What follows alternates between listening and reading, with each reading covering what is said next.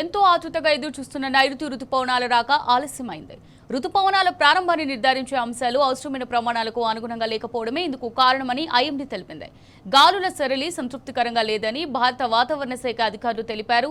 సుదీర్ఘకాలంగా కొనసాగుతున్న వేడి, పొడి వాతావరణం రుతుపవనాలకు ముందు కురిసే వర్షాలకు అంతరాయం కలగడం కూడా రుతుపవనాల రాకను ప్రభావితం చేశాయన్నారు.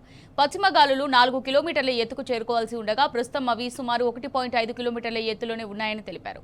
కేరళలో వర్షాలు కురుస్తున్నప్పటికీ అవి రుతుపవనాలకు ముందు కురిసే జల్లులేనన్నారు.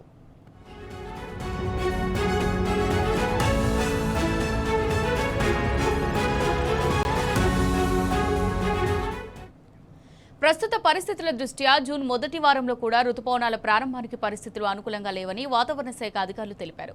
నైరుతి రుతుపవనాలు అండమాన్ నికోబార్ దీవులు, బంగాళాఖాతం, అరేబియా సముద్రం చుట్టుపక్కల ప్రాంతాలను ఆవరించాయన్నారు. రానున్న 2 రోజుల్లో ఇది ముందుకు సాగుతుందని అంచనా వేస్తున్నామన్నారు.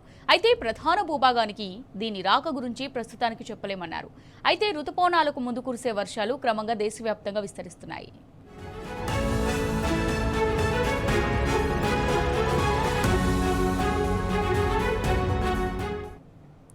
రైట్ గా దీనికి సంబంధించి మరిన్ని డీటెయిల్స్ మా రిపోర్టర్ అరవింద్ అందిస్తారు. అరవింద్, మరి దేశంలో నైరుతి రుతుపవనాల రాక ఆలస్యం అయ్యేటట్లే ఉందని వాతావరణ శాఖ అయితే చెప్తుంది. దీనికి సంబంధించి పూర్తి డీటెయిల్స్ ఏ విధంగా ఉన్నాయి అరవింద్?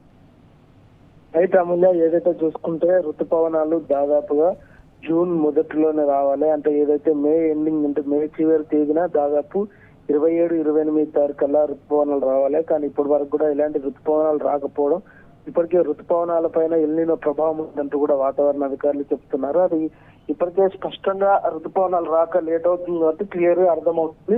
మరో విధంగా చూసుకుంటే అటు దేశంలో నైరుతి రుతుపవనాల రాక ఆలస్యం అవుతుంది. గాలులు సరళి సంతృప్తిగా లేదని భారత వాతావరణ శాఖ ఇప్పటికే తెలుపుతుంది. రుతుపవనాల రాకను ప్రభావితం చేసే వేడి గాలులు, అటు పొడి గాలులు ఉంటాయి. ఈ వేడి గాలుల ద్వారా కూడా రుతుపవనాలు కాస్త ఆలస్యం కూడా ఉండే అవకాశాలు కూడా ఉన్నాయంటూ కూడా ఇప్పటికే తెలియజేశారు. అటు కేరళలో వర్షం కురుస్తున్నప్పటికీ రుతుపవనాలకు ముందే కురిసే జల్లులేగా స్పష్టంగా అర్థమవుతుంది. అటు తెలంగాణలో కూడా చిరుజల్లు కూడా కనీసం కంటికి కనిపించలేవంటూ కూడా ప్రధానంగా అర్థమవుతుంది.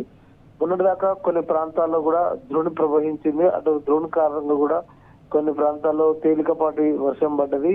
కానీ ఇప్పటి వరకు కానీ ఎలాంటి వర్షపాతం నమోదు కాకుండా 0 డిజిట్ గా వర్షపాతం నమోదుగా అవుతుందన్నట్టు కూడా ప్రధాన అర్థమవుతుంది. మరొక విధంగా అటు జూన్ మొదటి వారంలో కూడా రుతుపవనాలు అనుకూలంగా ఉండాలి. కానీ జూన్ మొదటి వారంలో కూడా ఎలాంటి అనుకూలంగా లేకపోవడం, అటు వాతావరణ పరిస్థితులు భిన్న వాతావరణాలు ఉండడం, ఒకవైపు ఏమో ఎండ కూడా దోషిన్ కార్తీ ప్రారంభమైంది కాబట్టి ఆ రేంజ్ లో కూడా ఎండ కూడా ఎక్కువ కొట్టడం కానీ ఇదే పరిస్థితి కనిపిస్తుంది. మరో విధంగా ఏదైతే అండమాన్, బంగాళాఖాతం, అరేబియా సముద్రంలో కూడా చుట్టుపక్కల ఆవరించిన నైరుతి రుతుపవనాలు రానున్న 2-3 రోజుల్లో కూడా ముందుకు సాగుతుందని భారత వాతావరణ శాఖ అంచనా వేసింది.